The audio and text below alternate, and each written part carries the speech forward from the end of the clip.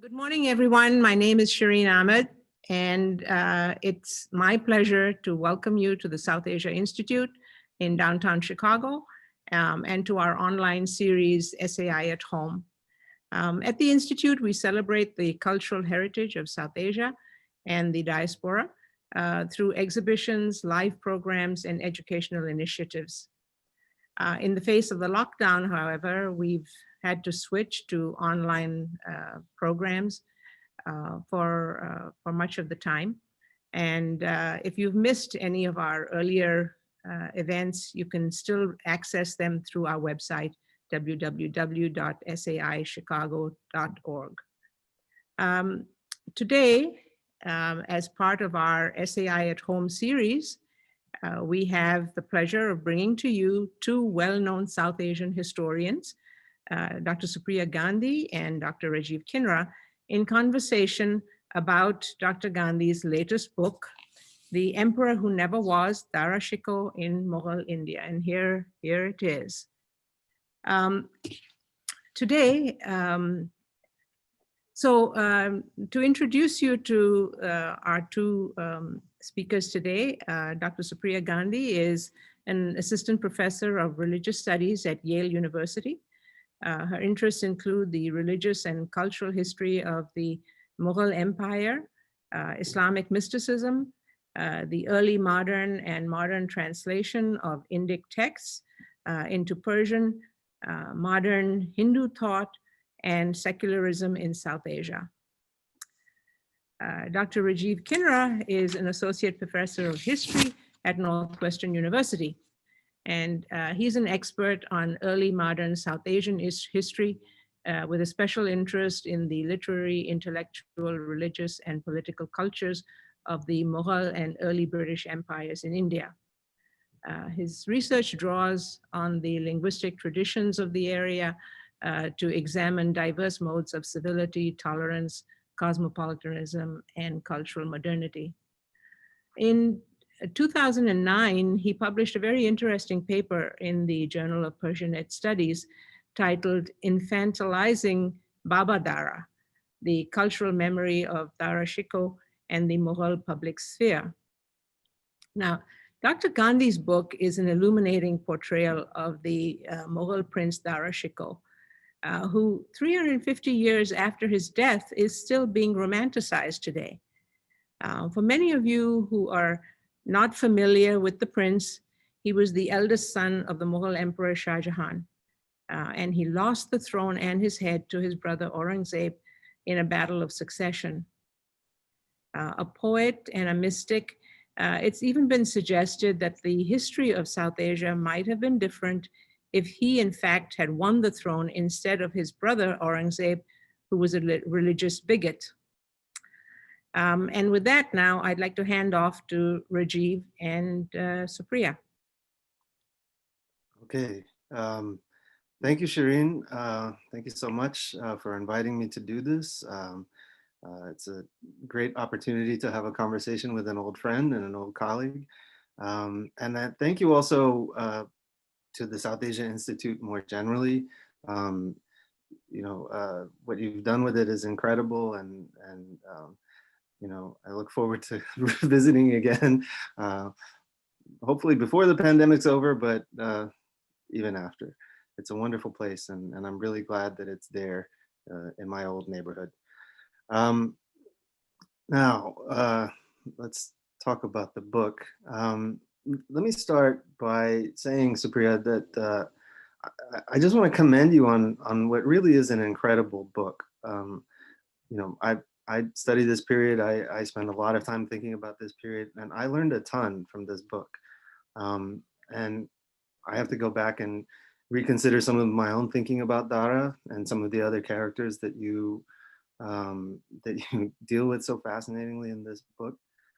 And I know as well as anyone what an incredible amount of difficult research went into being able to even produce a book like this. And you've managed to make it so readable and accessible and weave the scholarship in so lightly. I hope that readers will be able to appreciate what went into it. But for what it's worth, I mean, I certainly recognize it, and I was very impressed with the book. I just wanted to say that at the outset.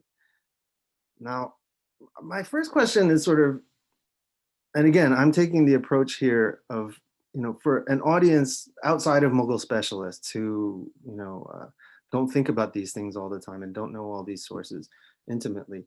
I just want to start with a very general question. Why Dara? Why? I know the answer to this question because you and I have both been talking to each other and writing about Dara and his circle for over a decade now, as Shireen mentioned. But for an audience of non-specialists out there, for the, the average, Indian or Pakistani or Bangladeshi or person in the diaspora, what makes him so compelling a figure for a modern audience? Okay. So relevant to today's. Well, before I begin, Rajeev, thank you so much for your incredibly kind words, and thank you, Shireen, for enabling this conversation and sort of giving us this platform. So to go back to your question,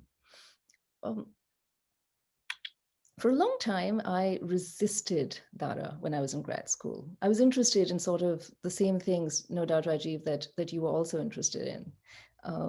Where this whole sort of sphere of Persianate culture in South Asia, sort of Hindu-Muslim interaction, but I still resisted Dara for a while because he was a relatively famous figure, and I wanted to move away from kind of great man studies or life and works of a great man sort of approach. But I found it harder and harder to do so.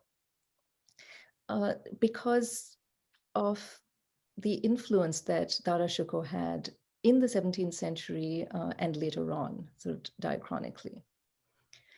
That if one talks about disturbing modern myths, disturbing modern narratives that are steeped in nationalism, it's very hard to do so without running into a figure like Dara.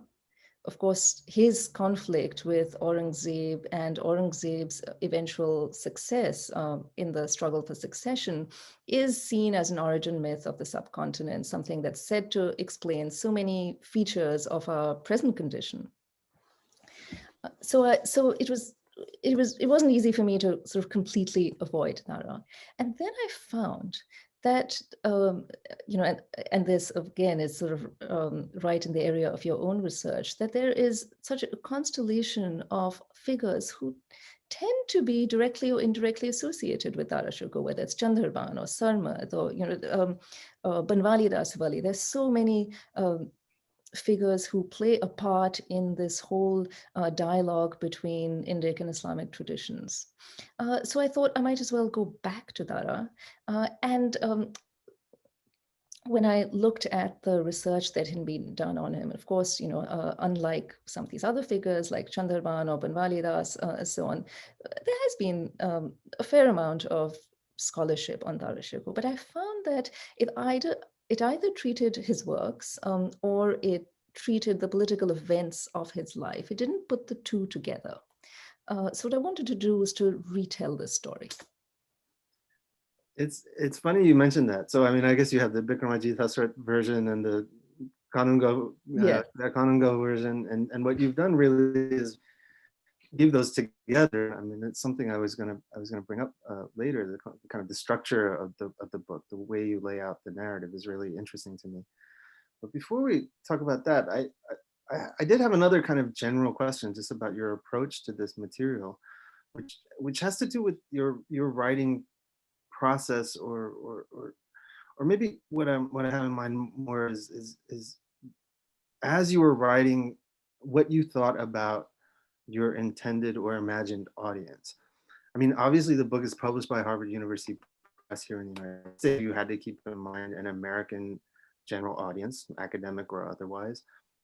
But I'm assuming also that there's an Indian edition or one in the works if there isn't already. And even if there weren't, you probably had a message, had in mind in Indian and South Asian readership more generally. But, and this is something I struggled with in writing my own book. These are two very different audiences. not just in terms of their expectations or their assumptions about these figures, but also just basic levels of cultural literacy. That you can mention things that an Indian audience would know immediately that an American audience would have no idea what you're talking about. So I was curious as a writer how you dealt with that dilemma, or did you think about it at all? Like I said, it's something I struggled with a lot in writing my book. Yeah, so it's something that I thought about differently at different stages of the process.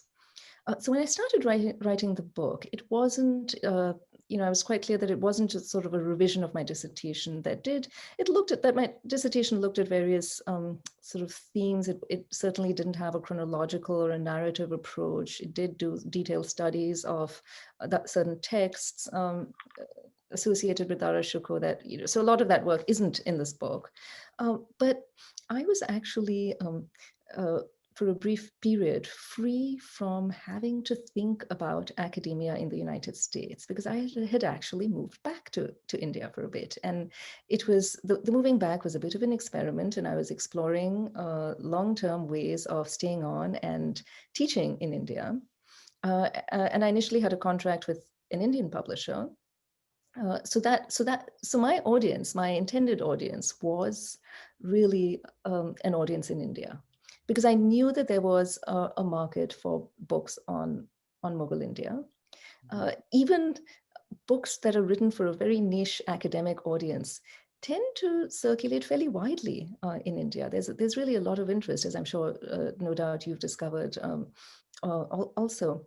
So that was my intended audience. I didn't necessarily want to have to explain who Jahangir was, or like what a lakh is, or just sort of basic things like that. So that freed me a little bit.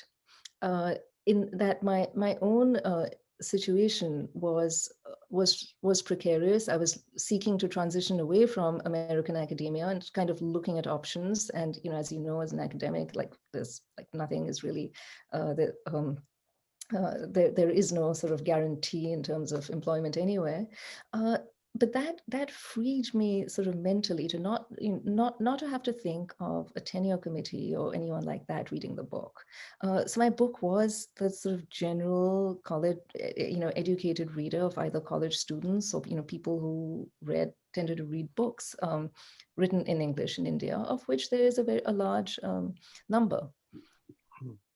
And then when I went back to the United States and had to contend with working in an academic environment in the United States, I actually had to change my publisher and revise the book a little bit, add back some of the scholarly apparatus. But even academic publishers don't necessarily like lengthy footnotes and sort of like really long things. So I didn't have to change a whole lot when I did that. It's interesting. Yeah, I mean, I think Cambridge is the only publisher who even lets you do footnotes anymore. They all have to be endnotes. Yeah.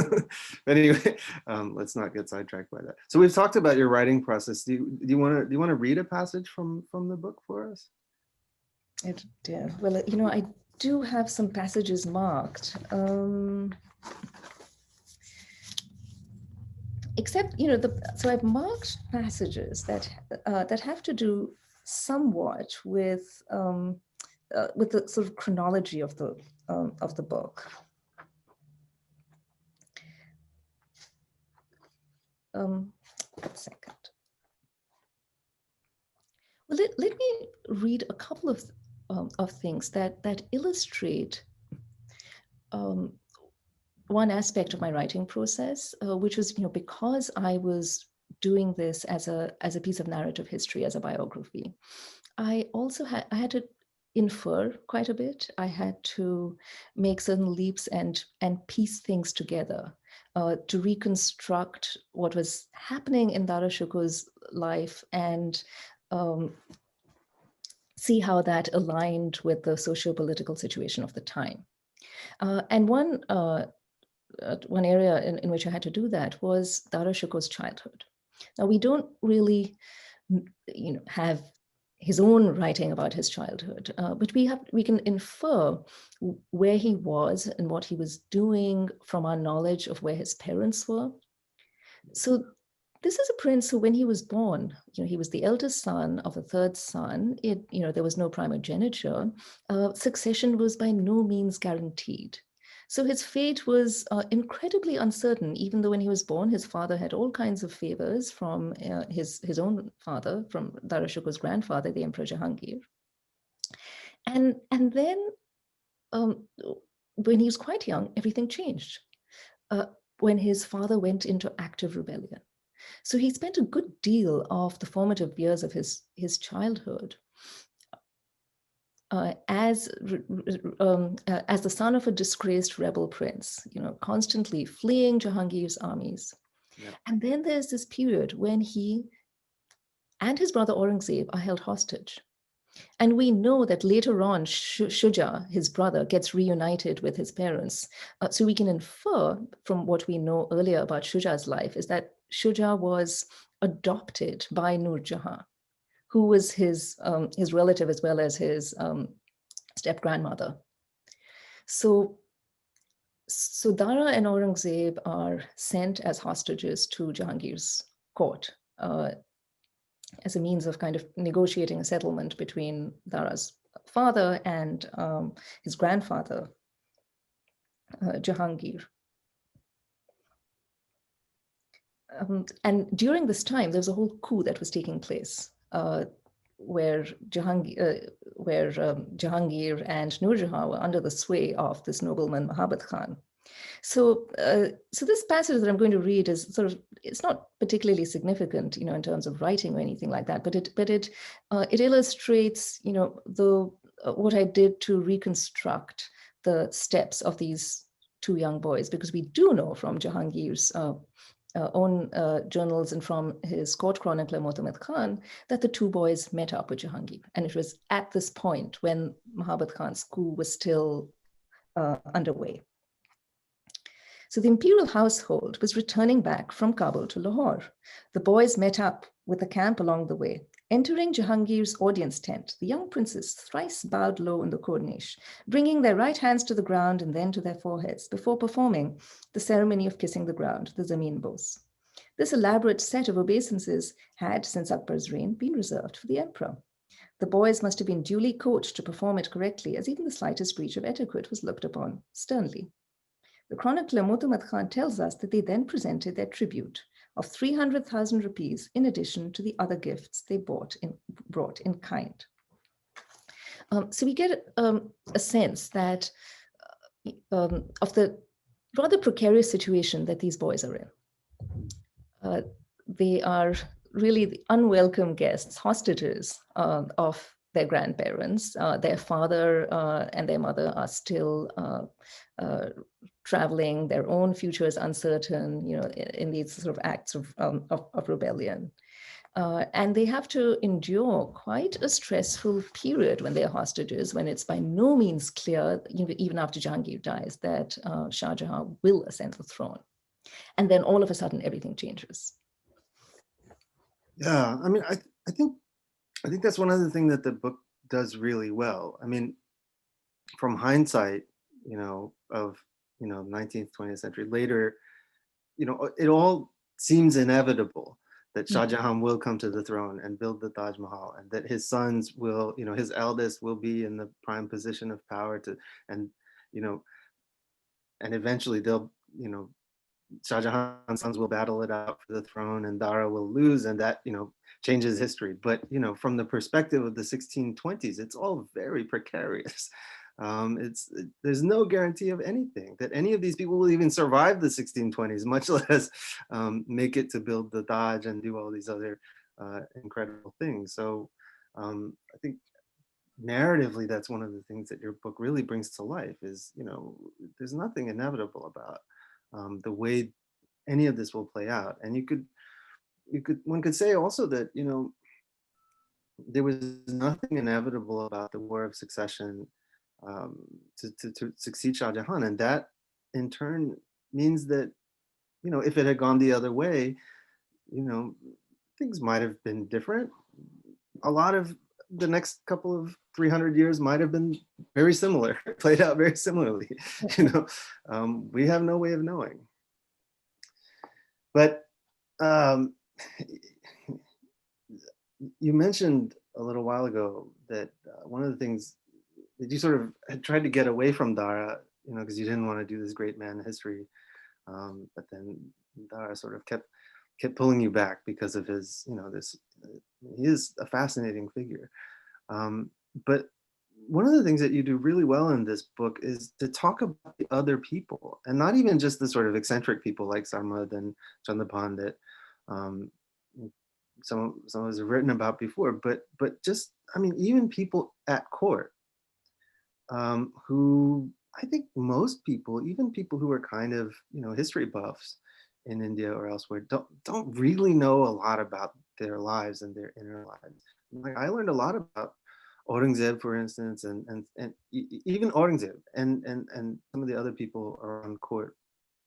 And for those who haven't read the book, who are listening to this, the first couple of chapters, where Supriya is trying to piece together Dara's childhood and as a prince and so forth, really serve as a kind of mini history of Jahangir and Shah Jahan's early reigns.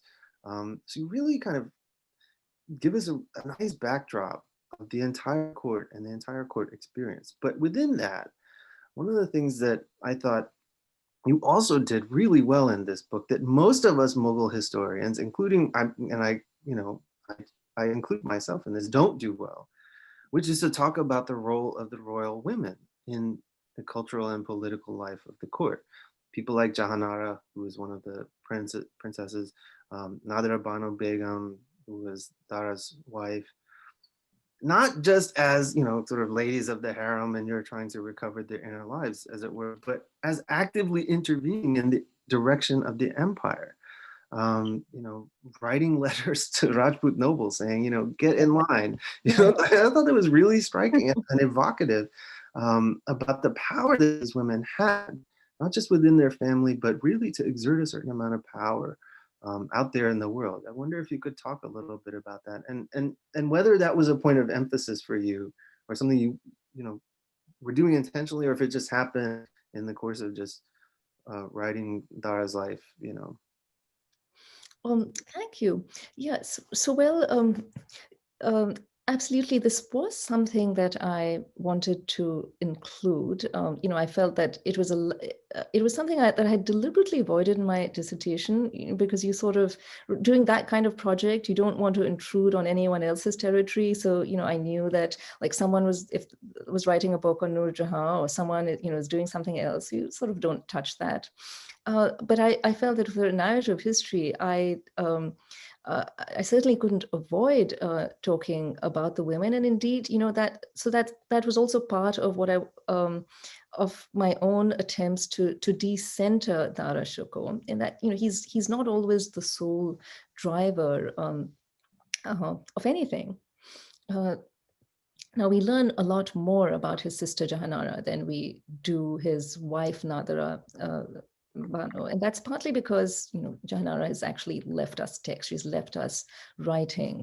There could indeed also be some writing that hasn't been discovered yet. I've saw kind of little tantalizing glimpses of some things recently in Lahore, but there's quite a bit that we have written by her, and that we can also link to other currents in the court, cultural productions in the court. So one significant discovery for me that really helped in my understanding Dara Shukoh was to see how closely her own spiritual quest and Dara Shukoh's was so intricately entwined. And there is this passage in her spiritual autobiography, the Sahibiya, that talks about her closeness to her brother. And I could just read that aloud before sort of addressing this. Sure, please.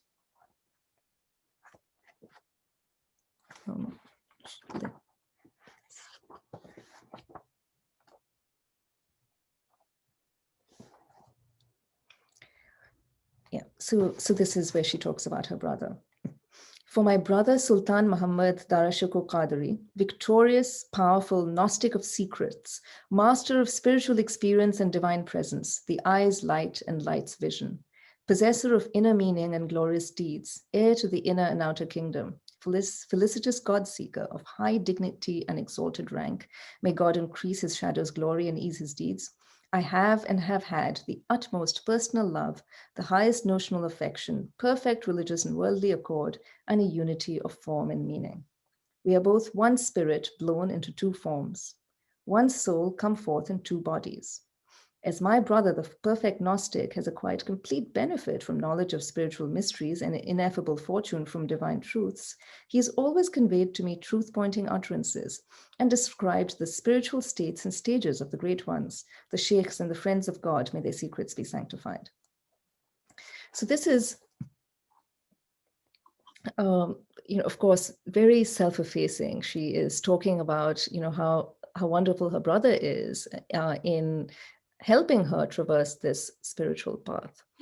But then one finds that the first books written by each of these siblings, by Jahanara and Dara, so Dara's Safinatul Awliya and Jahanara's Monis al-Arwa, were completed on exactly the same day, the 27th of Ramzan, in the same year.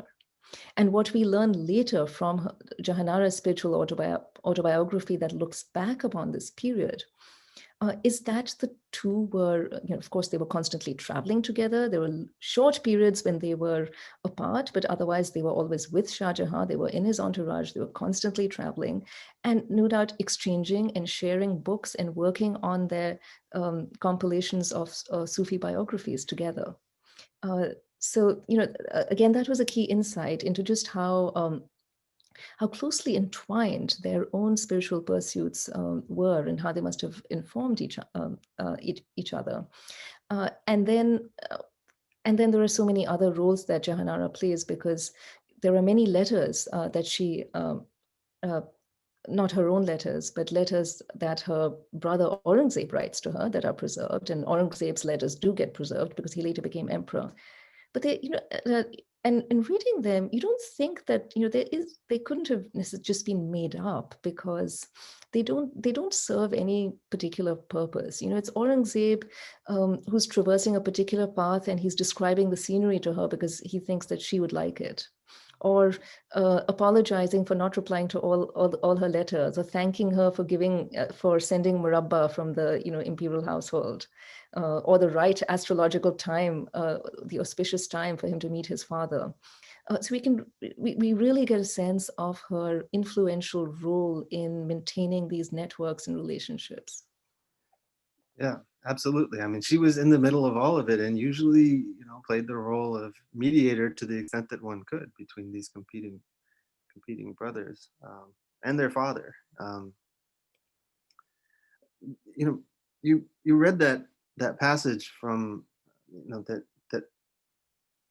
is clearly, I mean, to one who kind of knows it, it's clearly in a very, elevated Sufi idiom, a kind of mystical idiom. I wonder if you could talk about that. I mean, one of the things that I sort of kind of take for granted, because I read and think about this period a lot, but that I don't think most general readers can appreciate. How do I put this?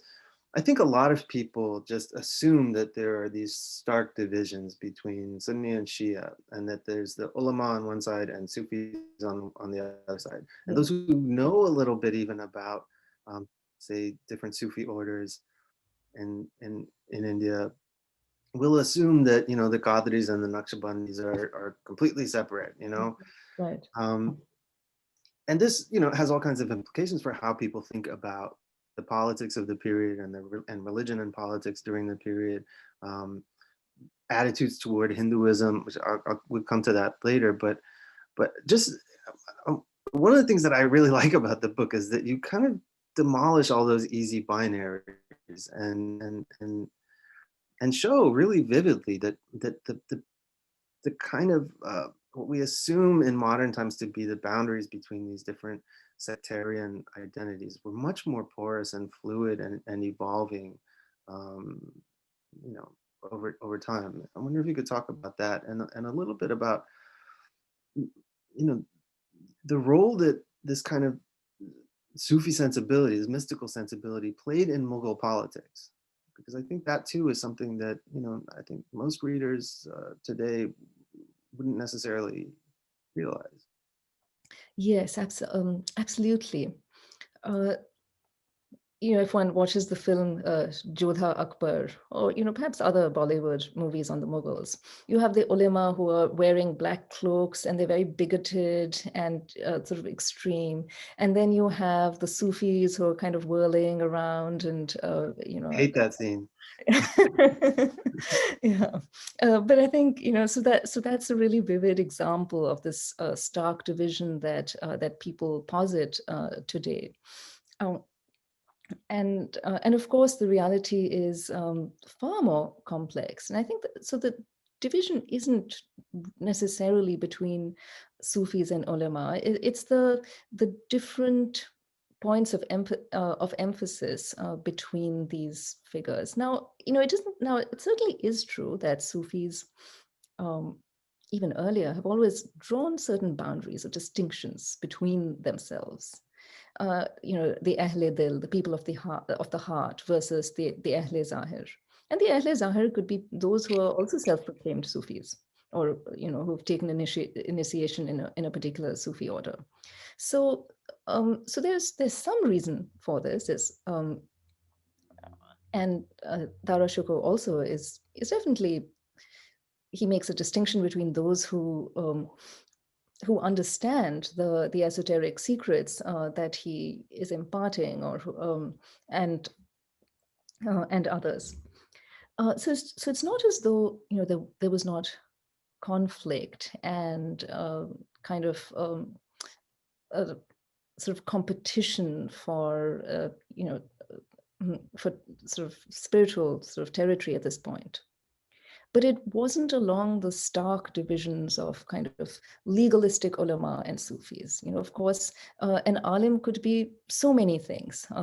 Uh, Someone who's considered an alim at the court, you know, also had to be a man of the sword. You know, often, you know, they were generals, they were administrators, they had all kinds of expertise, as well as a certain sort of maybe Sunni legalistic expertise that also didn't preclude initiation in a Sufi order, or kind of the knowledge of you know, other traditions also.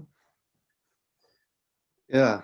I mean, this is something I often tell my students, is that, you know, people had multiple ways of self-identifying, you know, simultaneously, and they didn't always privilege their sectarian or their religious first. I mean, they might have thought themselves as an Afghan first and then, you know, something else, or they might have thought of their caste first, or there are any number of ways of self-identifying that don't necessarily have to be Hindu on one side, Muslim, you know, like that. So,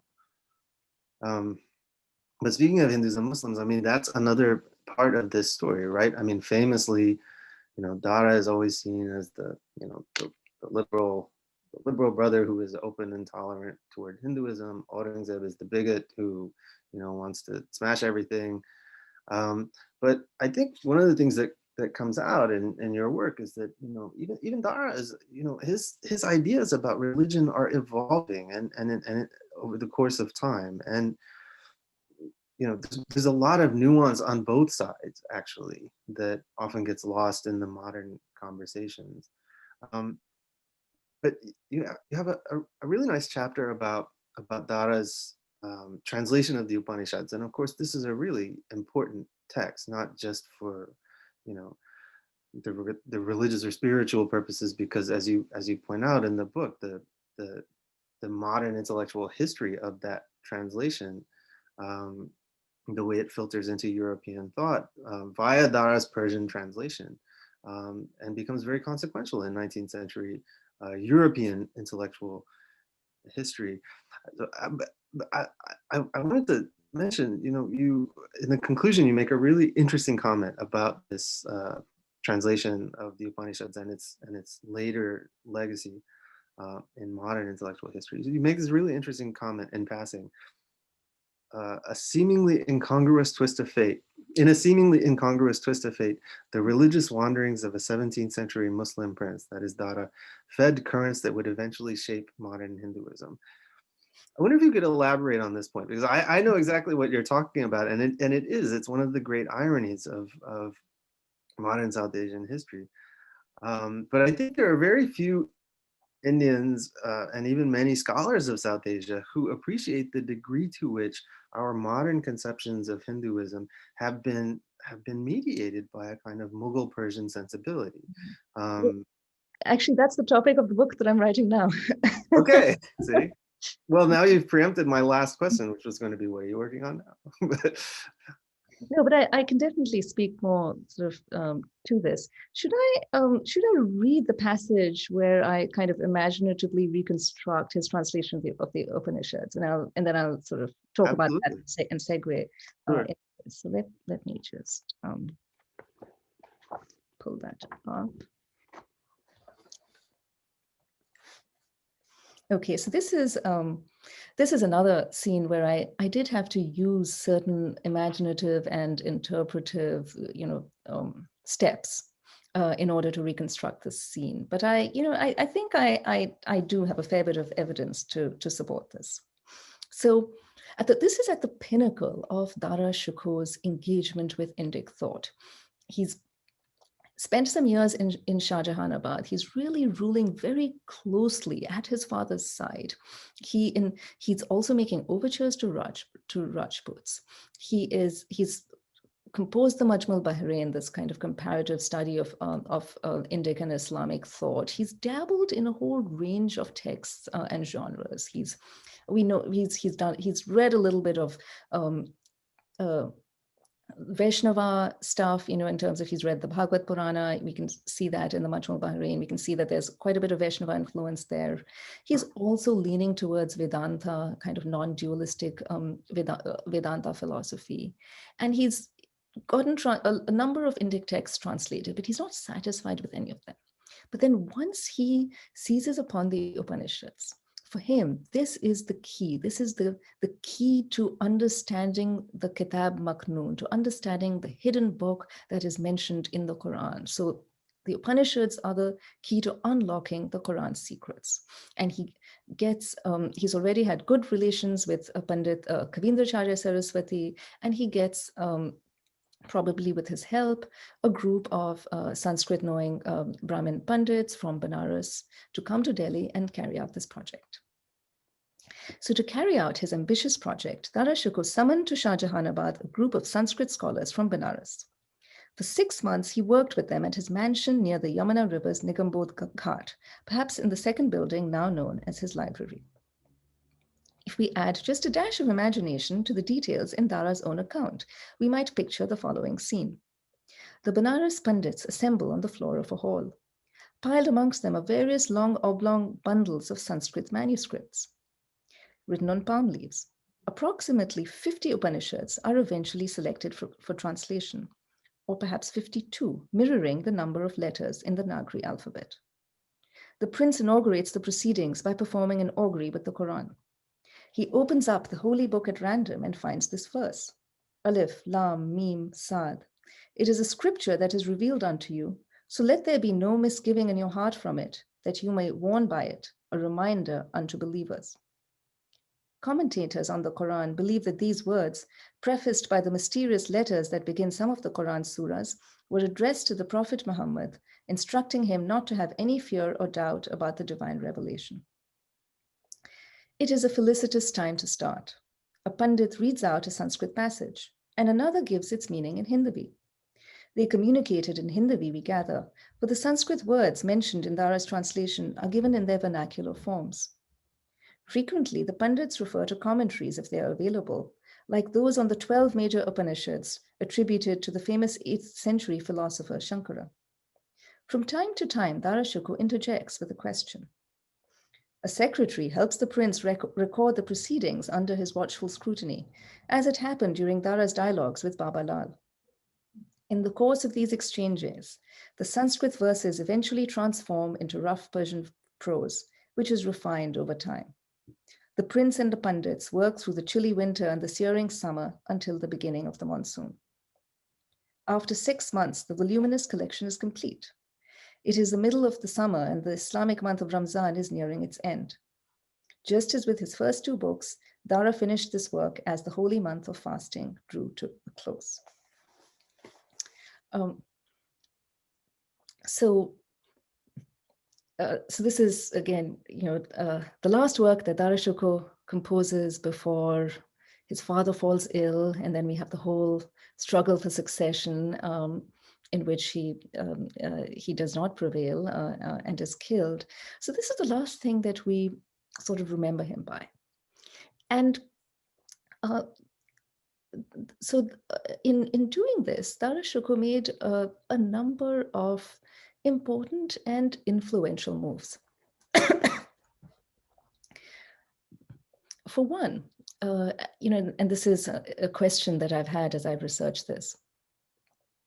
The way in which Upanishads were read, with commentaries, was often as individual texts. We don't have a whole lot of detail about manuscripts that actually existed from the 17th century. We do have, for instance, texts like the Muktaka Upanishad, which is a form of canonizing a whole bunch of Upanishads and kind of listing them. But what Dara Shukoh was doing was by combining these texts, and a lot of these were standard Upanishads. He also included some things like the Purusha Sukta, which sort of, calling it an Upanishad would sort of fit into this. But he, through whatever method of selection, he anthologized and canonized and made this grouping of texts into a sacred scripture. So even in its physical form, you have these disparate texts that are now collected in one codex. And in some of the illuminated manuscripts, it's illuminated, the frontispiece, just like you have Quranic manuscripts illuminated. So these Upanishads are bound together into a codex, and they are prefaced by these words that are these declarations that this indeed is a distillation of pure monotheism. Now, when Dara Shukoh died, this work didn't stop circulating. There are, I found over, and this is, without much effort, in that, I found, like I've made a list of over 80 manuscripts. There are just more and more that also come to my attention that I haven't, so I haven't kind of updated that list. But there's just, if one talks of, what a sort of bestseller was. I mean, so having 80 manuscripts, and there are actually many, many, many more of a particular text, does mean that it circulated very widely. Our weather patterns in South Asia and other causes mean that we don't really have sort of long-term preservation of manuscripts. So though we don't seem to have an autographed copy of this, we do have autographed copies of some other works that do seem to be in Dara Shukoh's hand or with his corrections. So we don't have like his own manuscript of this, but we have evidence of very widespread circulation amongst Hindus. So what happened after Dara Shukoh's death is that, ironically, during Aurangzeb's rule, with the expansion of the bureaucracy, the absorption of more Hindus, you have, again, Hindus, like Chandraban, you have many more who've had sort of generations of service in the Mughal state. So you have certain castes, of course, Kayas, Khatris, certain kinds of Brahmins. You have other castes like the Dhusars, later becoming the Bhargavas. You have kind of merchant castes that are also rising up in status, and they are absorbing Persian learning. And by this time, there is such a distinct space in Indo-Persian letters for this Indic learning. And it's a space that doesn't imagine this as something that is separate. It absorbs it into its own, using kind of this lens of non-dualism. So reading these Persian Upanishads, the Siri-Akbar, becomes a way in which Hindus access their sacred texts. And indeed, this has been canonized and as a sacred text and put in the physical form of a codex and taken out of Sanskrit. So non-Brahmins also have a chance to read it. So this had, I believe that Mughal endeavors like this had an enormous effect on the development of Hinduism in the early modern period, in the 18th century, and then later on in the 19th century. So, with the advent of kind of European models of philology, various Protestant ideas of what a sacred text is, and ideas about translating sacred texts. Again, for instance, the Protestant mission in Punjab was kind of very active with a printing press and in distributing these works. There also grew a desire to have Hindu sacred texts in an accessible form. And first, these were circulated in Persian. And then, as the knowledge of Persian waned, in many places, the knowledge of Urdu was very, very strong. And it didn't still have this sectarian link with, as being a language only for Muslims. That happened later. So in the intervening period, there were all these Persian and Urdu works on Indic religions, and many of these were translations or adaptations of other of these Mughal translation projects. Yeah, but so just so, I mean, now I'm going to ask you a kind of scholarly question, but just so I'm clear, if I'm hearing you right, are you suggesting that prior to Dara's translation project of Upanishads, there was no real sort of concrete sense of that body of text as a single sort of coherent? In other words, he's the one who really basically created the set of Upanishads that we know today. I mean, obviously the texts existed before, yes, but they hadn't been thought of as a kind of unified, as a unified body of work, as it were. So I wouldn't go so far as to say that, because there was the Muktika Upanishad, you have Shankara. There were many ways in which they were treated as unified. But there were so many disparate Upanishads. He gleaned from them certain ones with a more monotheistic message, and then some more recent ones, like the Yoga Upanishads. And he put them together, and he didn't view them as disparate texts. He viewed them as kind of one sacred text. And he put them in the physical form of a codex so that they could be all together. Yeah. So it wasn't as dramatic as that, but I think that this is a subtle way in which he's incorporating the Upanishads into, perhaps a more Persianate idea of a sacred book, and giving it the form of a sacred book that was recognizable to him, and that also came to be the way in which Hindus thought of this as this is our sacred scripture. Right. I mean, your imagining of the process was really interesting, and of course, for me, it seemed completely plausible, and it jives perfectly with the way that somebody like Hallhead, who was one of the first translators of Upanishads, did it from Dara's translation. Yeah. But as you know this as well as him, but Hallhead, Nathaniel Hallhead, for those who don't know, was a late 18th century British colonial administrator, East India Company official, who is famously the person who compiled the Code of Hindu Laws, they called it Code of Gentoo Laws, in late 18th century India, from a bunch of Dharmashastra texts, Sanskrit legal texts. But the process that Hallhead went through, because he didn't know any Sanskrit, Dara probably knew more Sanskrit than Hallhead did. But Hallhead, the text would be read in Sanskrit, and then somebody would translate it orally into Bengali, and then it was translated orally into Persian, and from that Persian, Hallhead would translate it into English. Dara's process was probably much more immediate than that, but the role of oral translation and the mediation of the vernaculars between these cosmopolitan traditions is also, I think, unappreciated, although it's something that you flag. For instance, the pronunciation of Yog Vasista as Jog Vashist is because of this vernacular mediation. I have to say, I found it incredible. I did not realize that this entire translation project of the Upanishads was done in 6 months. Yeah, that's incredible to me, and I'm very jealous of their efficiency because I can't work nearly that I fast. think it helps if you have teams. Yeah, that's true. If I had an army of people to do it for me. I have some other questions about, about religion and the court.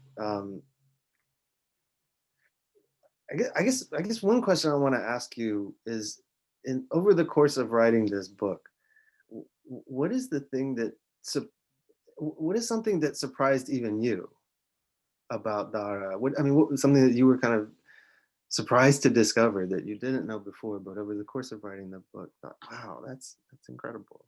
Or Aurangzeb, or just, something that you didn't expect to find.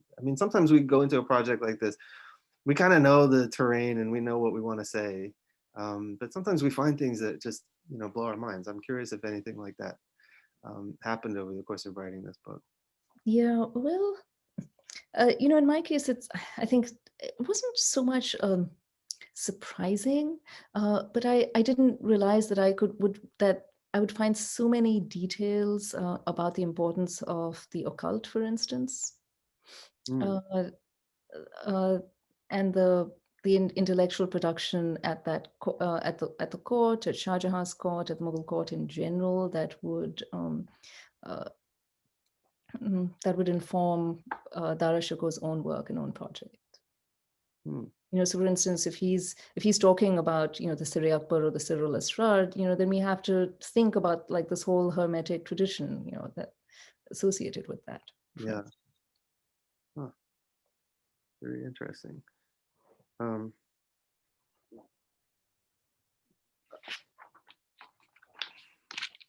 I wanted to ask also, sort of always with the present day audience in mind, I wonder if the book has been published in Pakistan, and if so, like what kind of reception it's gotten, if any at all. Because, of course, as you know, if for the listeners out there who don't know, the reception, the cultural memory of Dara Shukoh and Aurangzeb and this period has evolved very differently in Pakistan than in India. I'm curious. Absolutely. So, I did have the good fortune to go to Lahore and speak about my book this January. Hmm. Unfortunately, it's not published in Pakistan. And, so Harvard University Press, they have an arrangement with HarperCollins in India, and typically, before this current situation, it wouldn't be so hard for Indian books to be imported to Pakistan and sold at a decent price. But now I believe that has stopped. So I did carry and give away a few copies of my book to people. But apart from that, yes, there could be some pirated copies or something, or but that definitely is a regret. That there isn't a way to kind of more easily have a have a Pakistani kind of version of the book that's available. That's too bad. But just in general, we kind of don't kind of nearing the end of our time here, but just in general, in terms of like the place of Dara and Aurangzeb in the present day cultural imagination of South Asia more generally, and what you hope this book can do to kind of to shape that cultural memory, honestly, not necessarily to intervene in political debates, but to shape that cultural memory. I'm curious to hear your thoughts on it. I saw not too long ago, well, now it was before the pandemic, so now it must have been a year ago, I don't know, but a cousin of mine in Delhi texted me a picture of the television set, and there was a guy on the TV from the RSS saying, Dara Shukoh is a national hero, but of course that's a double-edged Exactly. sword, and this is what was at the heart of my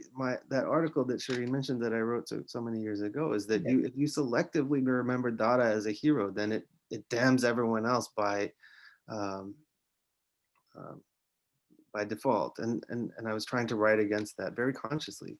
But I'm curious, after writing this book and kind of and thinking about that and the state of politics in India right now, and in the US to some extent, where, what does a figure like Dara help us, and also the ways that you reconsider, tweak our memory of Aurangzeb in significant ways? I mean, what does that do? Yeah. Public sphere. Well, thank you. So it's of course it's an enormously complicated situation, and at one level, yes, the official narrative about Aurangzeb in Pakistan is that he perhaps set everyone on the right path, and in India it's different. I think to even speak about Aurangzeb is to risk being labeled all kinds of nasty things. Somehow there's the idea that if you write a book about someone, then they have to be a hero, that historical figures, they have to be either heroes or villains. So on the other hand, Dara has been a figure to whom liberal, progressive people in India and Pakistan have been attached. There have been these plays about Dara, again, in both India and Pakistan, for instance. And so when I was initially writing this book, I was also involved in, based on my research for this, co-writing a dastan that was performed by my friend Ankit Chadha, who's sadly no more. So I thought of this as a story, and that's why I intentionally just wanted to craft this somewhat like a novel. So you're doing more showing than telling, but in the showing and in the piecing together of a lot of detail, I wanted to create more complexity and ambiguity as well, to make these people a little less familiar. We have, say, Manucci's Dara that has kind of come down to us. We have a certain vision of Dara who seems really familiar and intimate, as well as Aurangzeb. It's, we can just mention their names and that triggers a whole series of associations. So by looking at perspectives, narratives, sources that we had forgotten about, I wanted to mold a figure of an image of Dara and other people in his orbit that was perhaps a little less familiar. I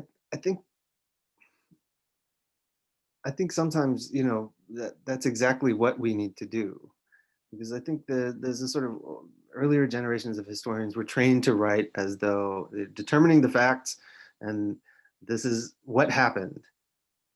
And the more you work with these texts, and they're often contradictory, and sometimes they're anachronistic, or they're written 20 years after the fact, or versus, you start to find that there at some point there's an epistemological limit. Yes. There's a point at which we actually don't know what they were thinking on this day. We don't know why Aurangzeb did what he did. We don't know. We can make plausible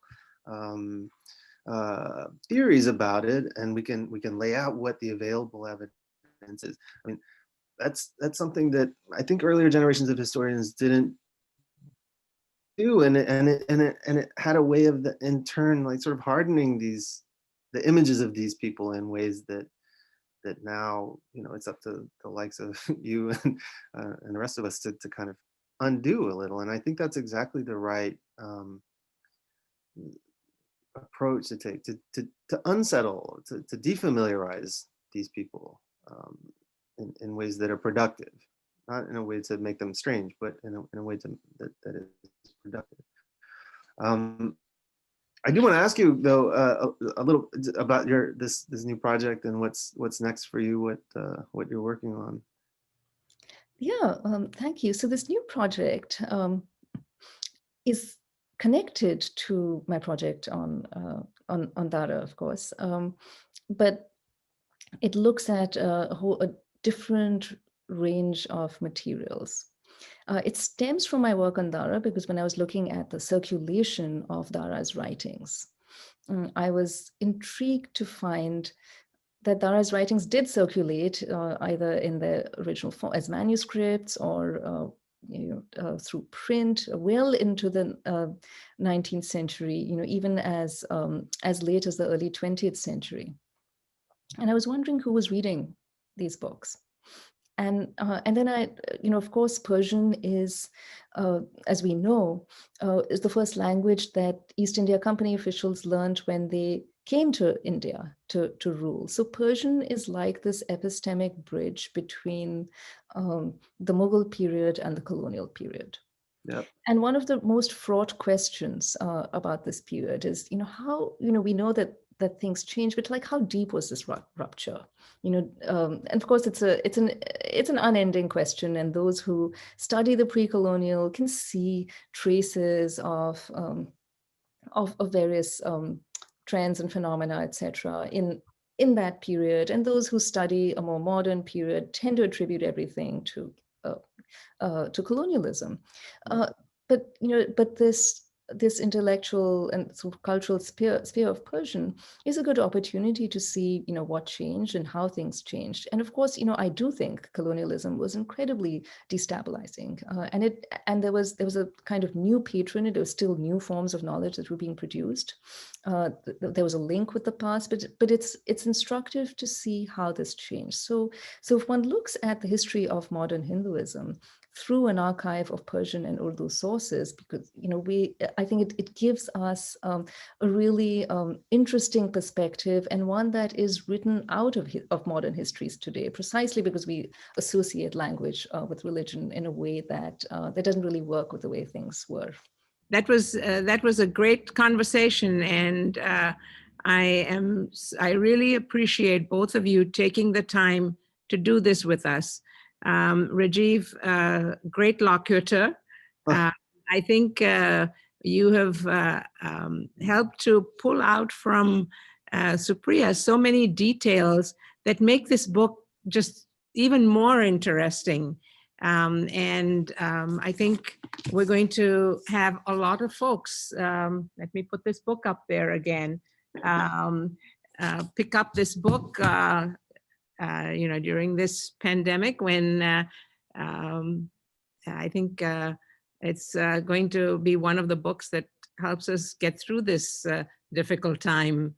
But thank you both, and we look forward to seeing both of you at the South Asia Institute in the near future.